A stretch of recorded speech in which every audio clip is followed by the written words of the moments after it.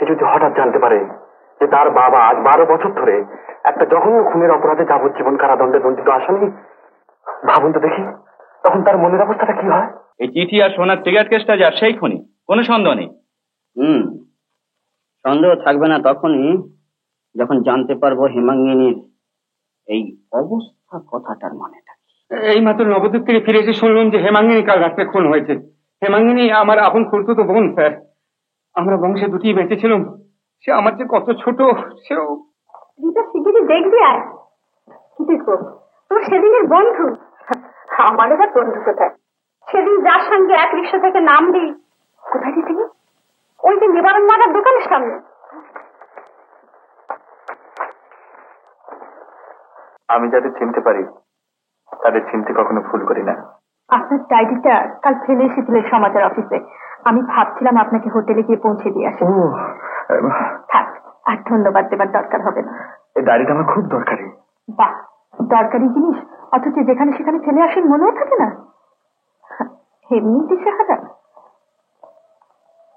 সত্যি দিশেহারা। আপনাকে দেখে তো মনে হচ্ছে রাত্রে বোধহয় ঘুম হয়নি, তার উপরে বোধহয় সারাদিন টোটো করে ঘুরে বেরিয়েছেন। আচ্ছা, নিবারণ ময়রার দোকানে কেন এসেছিলেন বলুন তো?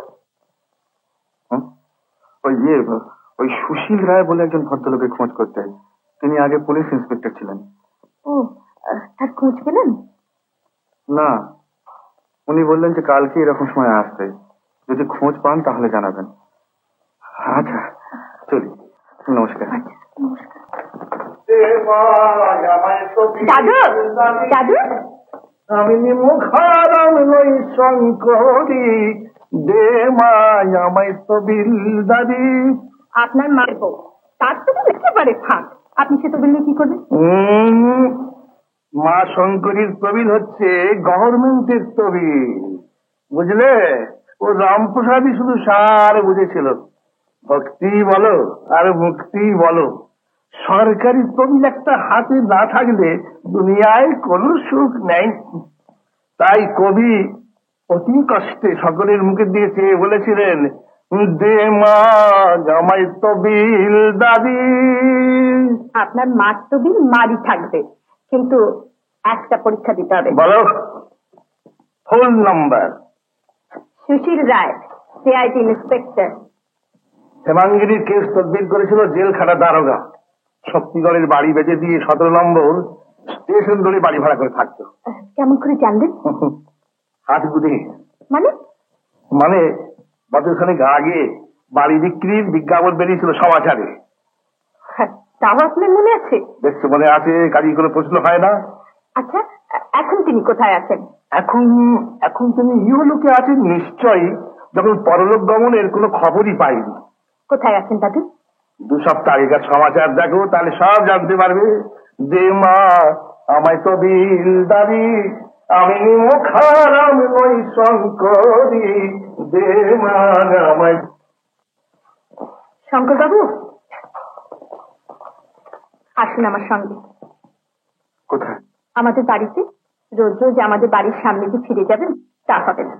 কিন্তু না, এর মধ্যে কোনো কিন্তু নেই, আর কোনো কিন্তু থাকলেও শুনবো না। আসুন আমার সঙ্গে।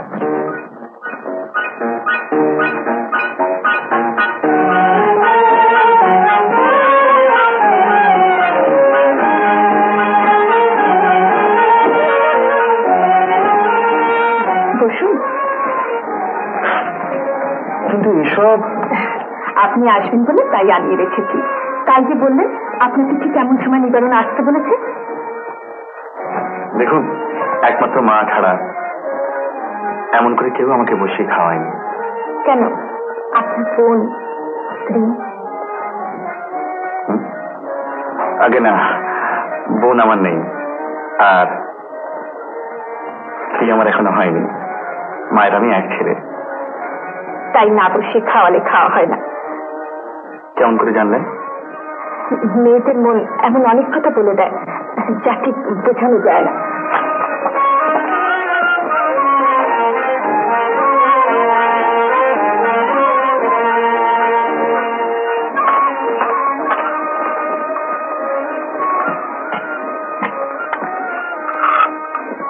সুশীল বাবুর কোনো সন্ধান পেলেন? না, অথচ তার সঙ্গে আমাকে দেখা করতেই হবে, যেমন করে হোক। তার জন্য আপনাকে বেশি কাঠখড় পোড়াতে হবে না। নিন, চা খেয়ে নিন, তারপর শশীবাবুর সঙ্গে দেখা করবেন। আপনি আপনার তার ঠিকানা কেমন করে জানতে পারলেন? বাড়ি, আপনি তো কাল আমাকে বললেন।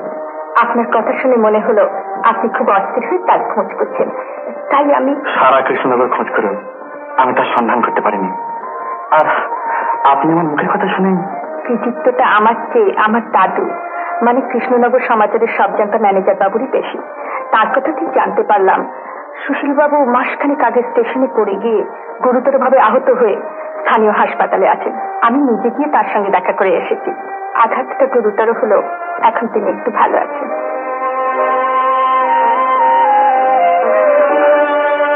আপনাকে যে কি বলে ধন্যবাদ দেব?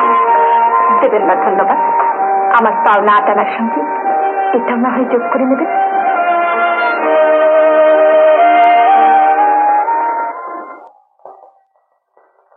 যে জীবনের কঠিন সাধনার উপর দাঁড়িয়ে স্বপ্ন দেখছিল, চেষ্টা করলে কোনো জিনিসই তার নাগালের বাইরে নয়, সে যদি হঠাৎ জানতে পারে যে তার বাবা আজ 12 বছর ধরে একটা জঘন্য খুনের অপরাধে যাবজ্জীবন কারাদণ্ডে দণ্ডিত আসামি, ভাবুন তো দেখি তখন তার মনের অবস্থাটা কি হয়। শুধু সেইটুকু ভেবে আপনি অকপটে আমাকে সব কথা খুলে বলুন সুশীলবাবু। তুমি ঠিক তোমার বাবার মতো অদ্ভুত। কিন্তু জানো, আমি মনে মনে প্রতিজ্ঞা করেছিলাম যে হেমাঙ্গিনীর এই খুনের ব্যাপারে আর কারো কাছে আমি মুখ খুলব না। আর সেসব আমি নিজের মন থেকে ছুঁয়ে মুছে ফেলেছি পুরনো পচা কাগজের মতো।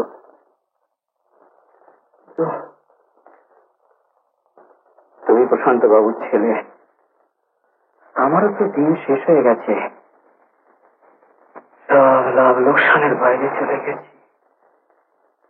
না, আজ আর আমি তোমার কাছে কোনো কথা গোপন রাখবো না। 12 বছর হয়ে গেল, মনে হচ্ছে যেন কালকের ঘটনা। দেখুন স্যার, একটা সোনার সিগারেট কেস। সিগারেট কেস, সাবধান, ওতে আঙুলের ছাপ পাওয়া যাবে। SRH মনোগ্রাম করা, সাবধানে রাখো, ফিঙ্গারপ্রিন্টের জন্য ল্যাবরেটরিতে পাঠাতে হবে।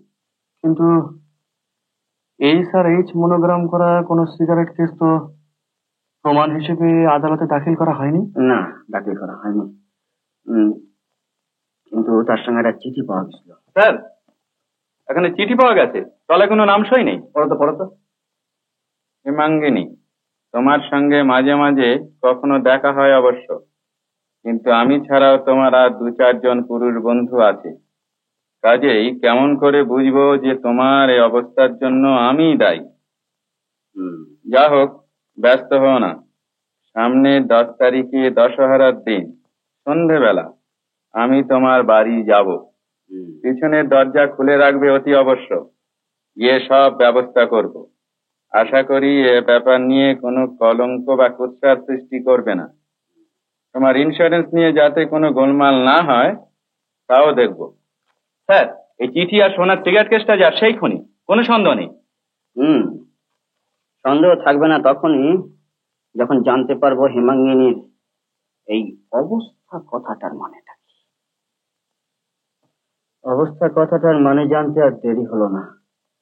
তারপর তিনি সিভিল সার্জন ময়না তদন্ত করে আমাদের জানালেন মৃত্যুকালে হেমাঙ্গিনীর অবস্থা কি ছিল। Morning sir. মর্নিং। এই নাও পোস্টমর্টম রিপোর্ট, সিভিল সার্জন পাঠিয়েছে।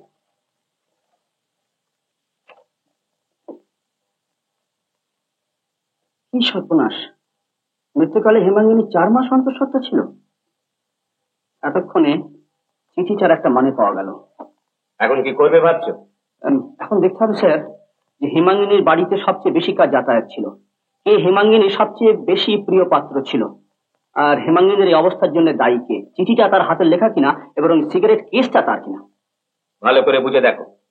হেমাঙ্গিনীর এই অবস্থার জন্য যে দায়ী, চিঠিখানা তারই হাতের লেখা এবং সেই খুনি। এমন সময় সহদেব দত্ত নামে একজন ধনী ব্যবসায়ী এবং ইন্স্যুরেন্স এজেন্ট ঈশ্বর প্রেরিত হয়ে আমাদের কাছে হাজির হলো। কি খবর সহদেব? আগে এই মাত্র নবদ্বীপ থেকে ফিরে এসে শুনলাম যে হেমাঙ্গিনী কাল রাত্রে খুন হয়েছে। হেমাঙ্গিনী আমার আপন খুড়তুতো বোন স্যার। আমরা বংশে দুটি বেঁচে ছিলাম। সে আমার যে কত ছোট, সেও কি করবে বলো, সবই অদৃষ্ট। অল্প বয়সে মারা গেল, সবই তার অদৃষ্ট।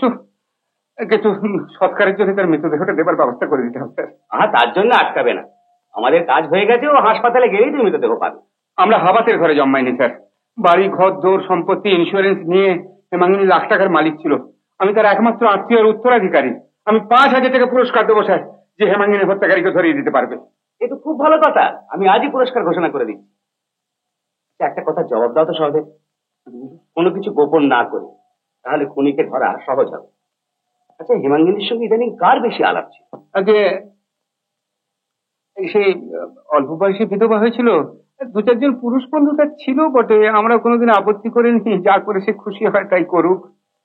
তবে ইদানিং তার আলাপ হয়েছিল আমাদের ইন্স্যুরেন্স ইন্সপেক্টর প্রশান্ত বাবুর সঙ্গে। ইন্স্যুরেন্স ইন্সপেক্টর প্রশান্ত বাবু? আগে হ্যাঁ, প্রশান্ত চ্যাটার্জি। হেমাঙ্গিনী একটা 50,000 টাকা লাইফ ইন্স্যুরেন্স পলিসি নিয়ে গোলমাল হয়, সেইটির অনুসন্ধান করতে তিনি প্রথম আসেন। আমি তাকে হেমাঙ্গিনী বাড়ি নিয়ে গিয়ে পরিচয় করিয়ে দিই। তারপর থেকে প্রায় তিনি হেমাঙ্গিনী বাড়িতে আসতেন। হেমাঙ্গিনীর সঙ্গে তার অন্য কোন রকম সম্বন্ধ? আগে তা অসম্ভব নয়। হেমাঙ্গিনী যুবতী, প্রশান্ত বাবু যুবক, সুপুরুষ। প্রশান্ত বাবু এখন কোথায় থাকেন? আগে কাল সকালে অফিসে তার সঙ্গে আমার দেখা হয়েছিল। তিনি বললেন যে কাল সন্ধ্যেবেলা তিনি হেমাঙ্গিনীর বাড়িতে যাবেন। আরো বললেন, আর কি বললেন? আগে আরো বললেন যে হেমাঙ্গিনী বাড়ি যে তিনি সন্ধ্যেবেলা যাবেন, এই কথা যেন আমি কাউকে না বলি। আর যে কেউ জিজ্ঞাসা করলে আমি যেন বলি তিনি আমার সঙ্গে নবদ্বীপে দশহরা স্নান করতে গিয়েছিলেন।